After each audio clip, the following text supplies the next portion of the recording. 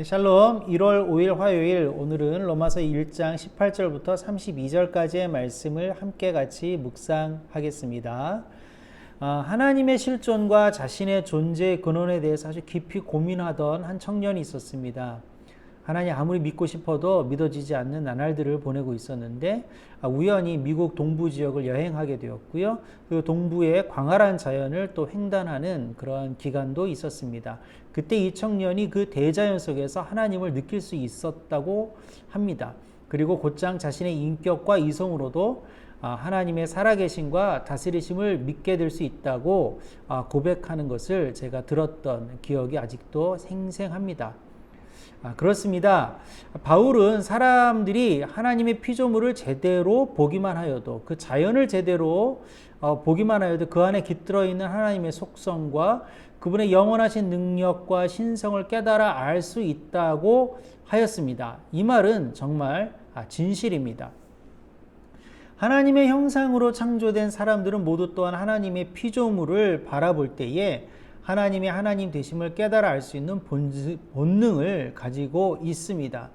그러나 죄가 본성으로 자리 잡게 된 이후에는 사람은 하나님을 애써 외면하고 거부하기 시작하였습니다. 이제 사람들은 하나님을 영화롭게 해드리거나 감사하기보다는 스스로 지혜 있는 채 하기 시작했습니다. 바울은 이를 지각 없는 믿음, 지각 없는 마음, 그리고 어리석음이라고 고발하고 있습니다. 이제 어리석어진 사람들은 썩지 않는 하나님의 영광을 썩어 없어질 사람이나 짐승의 형상으로 바꾸어서 창조주 대신 섬기기 시작하였습니다.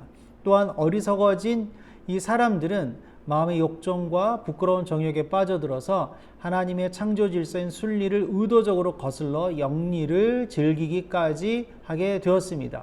이 모든 것은 사람들이 하나님을 인정하기 싫어하는 가장 큰 실수를 범하였기 때문이라고 바울은 또 지적하고 있습니다.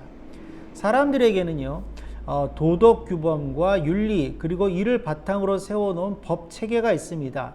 사람들은 이런 것들이 자신들의 존엄성과 안전함을 굳건하게 지켜줄 것이라고 믿고 있습니다. 그 결과 자신들이 정해놓은 법을 위반하는 것은 죄이지만 그렇지 않은 것은 죄가 아니라고 주장할 수도 있게 되었습니다. 그 결론은 무엇일까요? 사람들이 이제 자기가 법을 위반하지 않는 한 죄인이 아니라는 당위성을 가지게 되었다는 것을 의미합니다.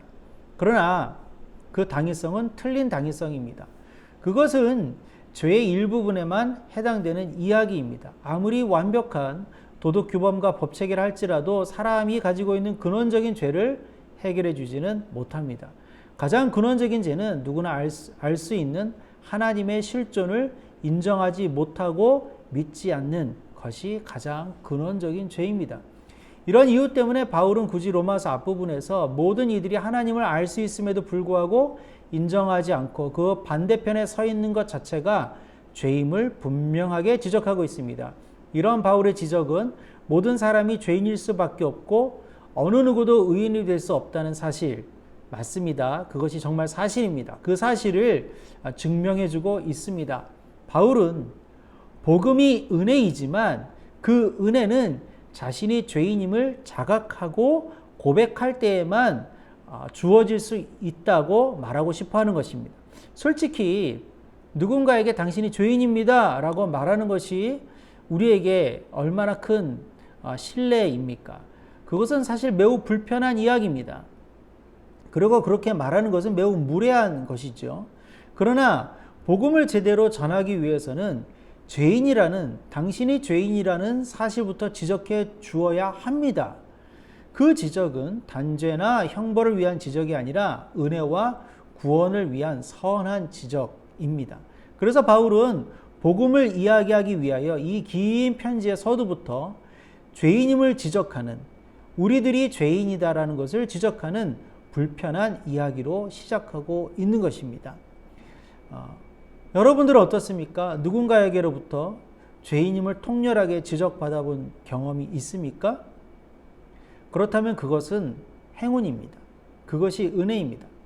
그렇다면 이제 사랑하는 이들에게 당신이 바로 죄인입니다 라고 지적할 수도 있어야 합니다. 누군가에게 당신이 바로 죄인입니다 라고 지적할 수 있는 준비가 되어 있습니까?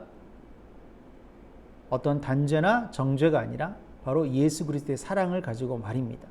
이제 우리가 이 로마서의 여행을 계속하면서 바로 이 죄와 구원, 회개의 문제를 함께 다루어 보게 될 것입니다.